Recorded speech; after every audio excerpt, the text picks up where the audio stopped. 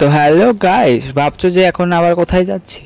আসলে আমি এখন যাচ্ছি এই বিকেল বিকেল একটু বিশালে। আমাদের মানকুণ্ডুতে একটা মল আছে বিশাল, তো ওখানে যাচ্ছি আমি আর জয়দেব। জয়দেব নিয়ে যাচ্ছে গাড়ি করে। তো আমরা দুজন চললাম বিশাল, এসেই গেছি বিশালের সামনে। তো দেখতেই পাচ্ছ পিছনে তোমরা বিশাল। এবার আমরা ভেতরে চলে যাব, আর ব্যাগগুলো আবার আমাদের এখানে জমা রেখে যেতে হবে। তো আমরা চলে এসেছি ব্যাগ ফ্যাগ জমা দিয়ে ভিতরে। আর সিঁড়িতে যেতে ভীষণ লাইভ লাগছিল, তাই আমরা লিফটে করে চলে যাচ্ছি ওপরে। লিফটে চাপলেই আমার মাথা ঘোরে, আর কার কার আমার মতো মাথা ঘোরে প্লিজ একটু জানিও। আবার প্রথমেই আমরা চলে গেছিলাম সেকেন্ড ফ্লোরে, কারণ আমাদের নেওয়ার ছিল বেশ কিছু গ্রসারি আইটেম, যেমন বিস্কুট, কেক, এইসব। তো ফার্স্টে নিয়ে নিয়েছিলাম একটা বাসন মাজার সাবান, তারপর নিলাম সোয়াবিন, এরপর নিলাম বারবান বিস্কুট, তারপর নিলাম পাস্তা 2 প্যাকেট।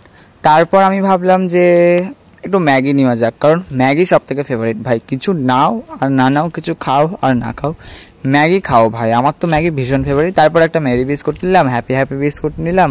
এখানে হাইড অ্যান্ড সিক অফার ছিল, তো 2টো হাইড অ্যান্ড সিক নিলাম, গোপালের জন্য চকলেট নিলাম। সব কিছু নিয়ে এই বাস্কেটটা এতটাই ভারী হয়ে গেছিলো যে আমি টেনে টেনে নিয়ে গেলাম। মানে আমি এতই বোকা যে ওই ভালো জিনিসটা ছেড়ে এই বাস্কেটটাকে টানলাম। তারপর ভাবলাম যে এসেই যখন গেছি তখন একটু ফার্স্ট ফ্লোরে গিয়ে জামা কাপড় দেখে আসি। যাই হোক, কিনি আর না কিনি, দেখার মজাটা আলাদা। তো তারপর আমি ওখানেই চলে গেছিলাম জামা কাপড় দেখতে। আর এখানে একটা আয়না দেখতে পেয়ে গেছিলাম, আর আয়না ছিল, ভালো ফোন রয়েছে, ক্যামেরা অবশ্যই ঢংটা একটু করতেই হবে গাইস, সবাইকে আমার ফোনটা দেখাতে হবে না। তো ওই আমি ফোনটা দেখালাম আর কি। তো তারপর ওখানে গিয়ে আমি একটা জামা চয়েস করে এলাম। আর তারপর লিফটে এসে দেখি লিফটের পাখাটা বন্ধ হয়ে গেছে এই গরমের মধ্যে। মানে কি বলবো গাইস, কি কষ্ট, কি কষ্ট।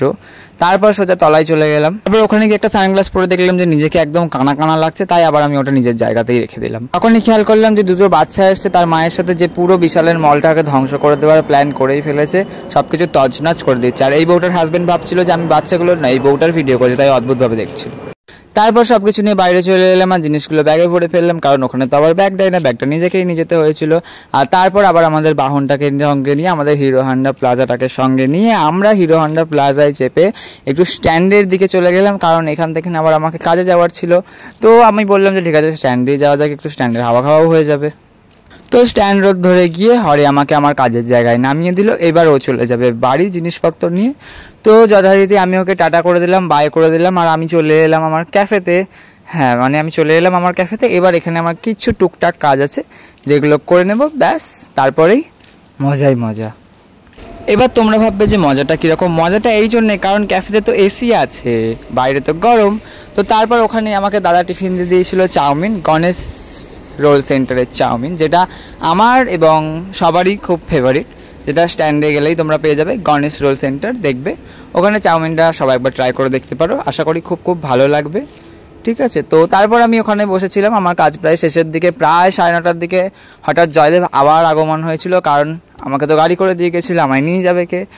তো আবার চলে এসেছিলো, ও তখন খাচ্ছিল এসে ডিমের ডেভিল। তারপর ও বললো যে আমাকেও একটু খেতে, তো ও নিজের হাতেই খাইয়ে দিল। তো যাই হোক, এরকম বন্ধু পাওয়া কিন্তু অনেক ভাগ্যের ব্যাপার, যে তোমাকে নিজের হাতে খাইয়ে দেবে।